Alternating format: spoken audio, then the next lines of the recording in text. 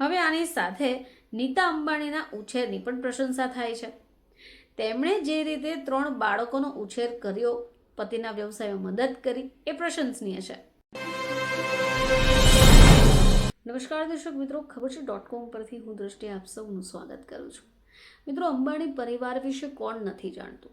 અંબાણી પરિવાર પોતાના નેટવર્કથી લઈને તેમની સ્ટાઇલિશ માટે પણ ઘણા પોપ્યુલર છે. આ સિવાય પણ તેઓ એક બાબતમાં ખૂબ આગળ છે અને લોકો તેમની ચર્ચા કરતા રહે છે. તો મિત્રો, અંબાણી પરિવાર તેની નેટવર્કની સાથે તેના મૂલ્યો માટે દેશ અને દુનિયામાં જાણીતા છે. હવે આની સાથે નીતા અંબાણીના ઉછેરની પણ પ્રશંસા થાય છે. તેમણે જે રીતે 3 બાળકોનો ઉછેર કર્યો, પતિના વ્યવસાયમાં મદદ કરી, એ પ્રશંસનીય છે. હવે નીતા અંબાણીના ઉછેરનું પરિણામ એ પણ છે કે ઈશા, અનંત અને આકાશ સરળ સ્વભાવ અને જમીન સાથે જોડાયેલા છે. તો આજે આપણે વાત કરીશું કે નીતા અંબાણીની આ 5 પેરેન્ટિંગ ટિપ્સ જે બાળકને સફળ અને સંસ્કારી બનાવી શકે છે. તો નીતા અંબાણી હંમેશા પોતાના બાળકોને સંસ્કૃતિ સાથે જોડાડીને રાખ્યા છે. હવે ઘરમાં યોજાતી પૂજામાં બાળકોને સામેલ કર્યા. આ જ બાબત તેમના પેરેન્ટિંગનો મહત્વનો ભાગ છે. બાળકને સકારાત્મક ઉર્જા પ્રદાન થાય છે, જે તેના ભાવનાત્મક વિકાસ માટે મહત્વપૂર્ણ છે. હવે આ સિવાય નીતા અંબાણી સમયના મહત્વ પર પણ ભાર મૂકે છે. તેમણે 3 બાળકોને પણ આ જ શીખવ્યું કે સમય કિંમતી વસ્તુ છે.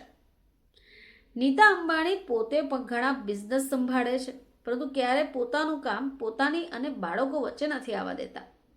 જ્યારે પણ બાળકોને તેમની જરૂર હોય ત્યાં હંમેશા ઉપલબ્ધ રહે છે.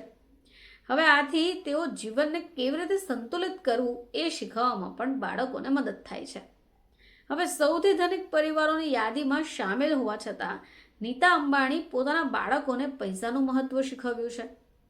જે બાળકોના ખર્ચ માટે એક નિશ્ચિત રકમ આપતા હોય અને એ પદ્ધતિ અજમાવી શકાય, જેથી તમારું બાળક જાણી શકે કે જરૂરિયાત અને શોખ બજેટમાં કઈ રીતે પૂરા કરી શકાય.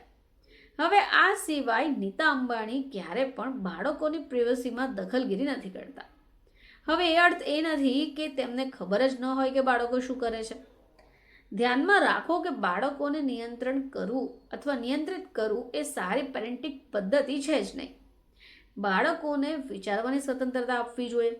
એકલા શીખવાની, ભૂલ કરવાની તકો પણ આપવી જોઈએ. તમારે ધ્યાને રાખવું પડશે કે તમારા બાળકના જીવનમાં શું ચાલી રહ્યું છે. તમારે એ પણ જાણવું પડશે કે તમારા બાળકને ક્યારે તમારી જરૂર પડે. આ સિવાય નીતા અંબાણીએ પોતાના બાળકોને સમય પર ધ્યાન આપવા પર અને સમય ન બગાડવા પર પણ ખૂબ શીખવ્યું છે. તો આવી રીતે આપણે આપણા બાળકોના ટાઈમ ટેબલ પર ઠીક અભ્યાસ કરી તેમને રમવાથી લઈને ખાવા સુધીના સમય મેનેજમેન્ટ પણ શીખવી શકીએ. તો દર્શક મિત્રો, પેરેન્ટિંગની આવી 5 બાબતો આપણે નીતા અંબાણી પાસેથી શીખી શકીએ. ફરીથી તમારી સમક્ષ હાજર થઈશું. ત્યાં સુધી જોતા રહેજો ખબર છે .com.